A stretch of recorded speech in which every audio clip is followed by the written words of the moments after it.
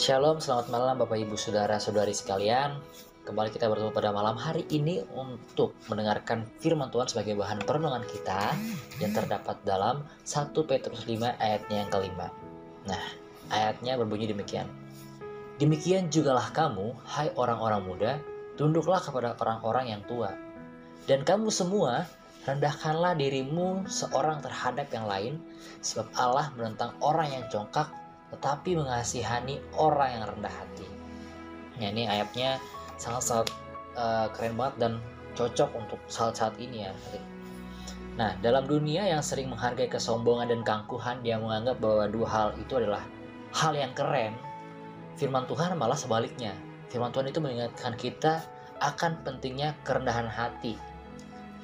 Perlu diingat, ini adalah kerendahan hati, bukan rendah diri.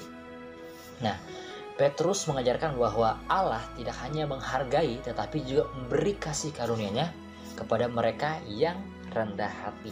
Nah, kerendahan hati ini bukan berarti kita meremehkan diri sendiri. Kalau kita meremehkan diri sendiri itu namanya rendah diri gitu ya.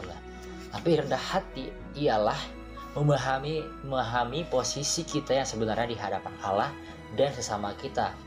Nah, ini adalah sikap yang mengakui bahwa segala yang kita miliki, baik harta ataupun benda-benda yang kita dapat adalah berkat dari Tuhan. Nah, ketika kita merendahkan diri, itu menandakan bahwa kita ini membuka hati untuk menerima hikmat dan bimbingan orang lain. Nah, terutama mereka yang lebih pengalaman tentunya. Nah, kalau kita sombong dan angkuh terhadap apa yang kita pahami, terhadap apa yang kita miliki, sometimes itu akan membuat kita menjadi stagnan di situ aja posisi kita gak maju ya kan. Kayak kita ini menutup diri untuk belajar dari orang lain. Ketika ada suatu kemajuan, karena kita sombong, oh kita udah bisa, kita udah ini, akhirnya kita tidak ingin belajar dari orang lain yang ternyata dia lebih berpengalaman, dan akhirnya apa? Dan akhirnya kita tidak maju dan kita stuck di situ aja. Nah, itu mengapa penting banget rendah diri, yaitu agar kita juga bisa lebih maju. Itu mengapa kita juga harus membuka diri kita terlebih dahulu. Nah, ini berarti juga bersedia untuk melayani dan mengutamakan kepentingan orang lain. Jadi rendah hati ini tidak hanya membuka hati saja, tetapi kita juga harus bersedia untuk melayani dan mengutamakan kepentingan orang lain di atas kepentingan kita sendiri. Nah, itu mengapa ayat ini sangat cocok dan relate terhadap kehidupan kita, dan tentunya penting banget dalam penerapannya di dalam hidup kita ini.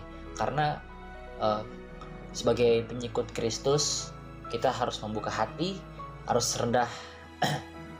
merendahkan hati kita agar kita bisa menerima dan melayani orang. Kalau kita sombong dan angkuh, biasanya kita menolak untuk melayani dan menolak untuk menganggap orang lain itu adalah penting gitu.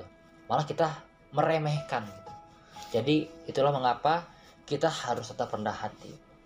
Jadi selamat menjalani hidup dan selamat menikmati prosesnya dengan segala macam hal yang akan kita temui nanti ke depannya. Dan biarlah hati kita tetap rendah hati agar kita bisa tetap maju, agar kita tetap bisa melakukan pelayanan kita sehari-hari di dalam kehidupan kita. Amin.